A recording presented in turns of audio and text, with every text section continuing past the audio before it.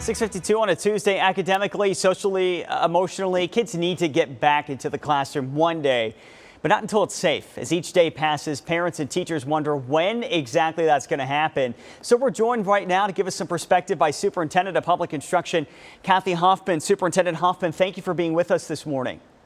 Thank you. Good morning. Yeah, good morning to you. I want to just get right into this. Right now, schools are set to reopen for in-person learning on August 17th.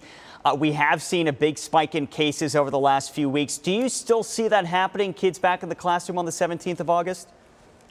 We are very actively reevaluating that August 17th date, and I expect that we'll have an announcement in the near future. Okay, meaning sometime this week, or when do you guys think that you'll be able to determine that?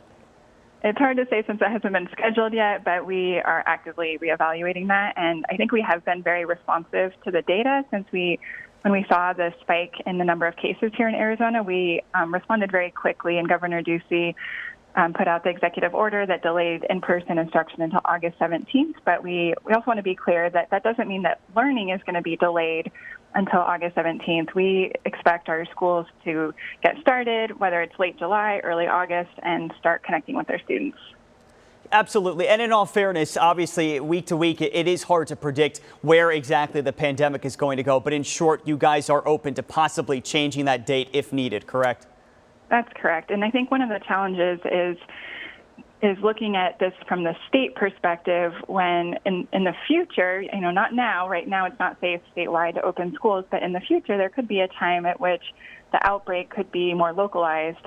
And so we want to be considerate that someday there could be parts of the state that could safely reopen the schools. So we want to make sure that when it's appropriate, that there's some flexibility for schools down the road. Sure. There's a big difference, obviously, between our rural communities and our more urban communities in Maricopa County, Pima County, and other places. I want to ask you this. How often are you speaking with Governor Ducey about this plan of action? We speak regularly, I'd say about weekly. Okay, about weekly here.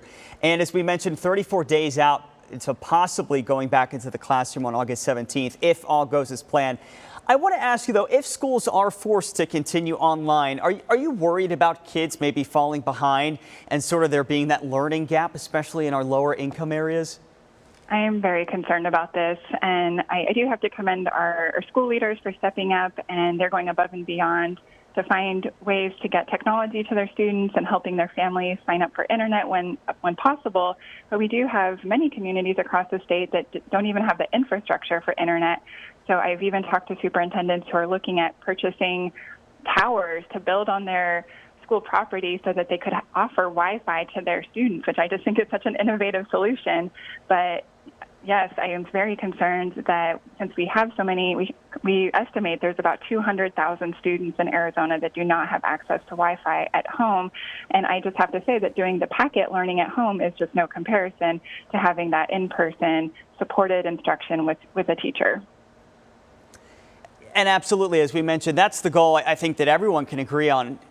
Kids should be in school, but of course, not until it's safe and everything. I want to ask you this. More than 100 school board members came out and they wanted to push the date back until October. Again, this is for in-person instruction.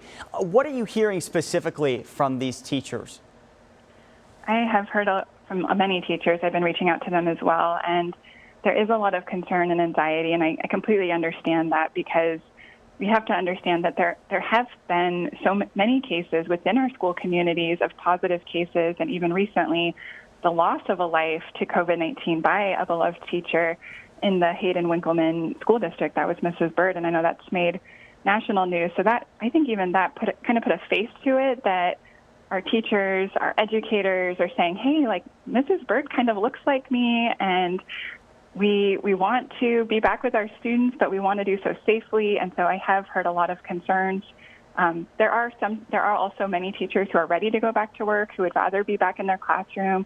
So it's a bit divided still, but I have been hearing a lot directly from teachers. Okay, Superintendent of Public Instruction, Kathy Hoffman. Unfortunately, Superintendent, we are out of time, but I want to thank you for being with us this morning to answer these questions. We know parents all across the state are wondering about this. Of course, it affects so many families. So Superintendent Hoffman, thank you for being with us. Thank you. Okay.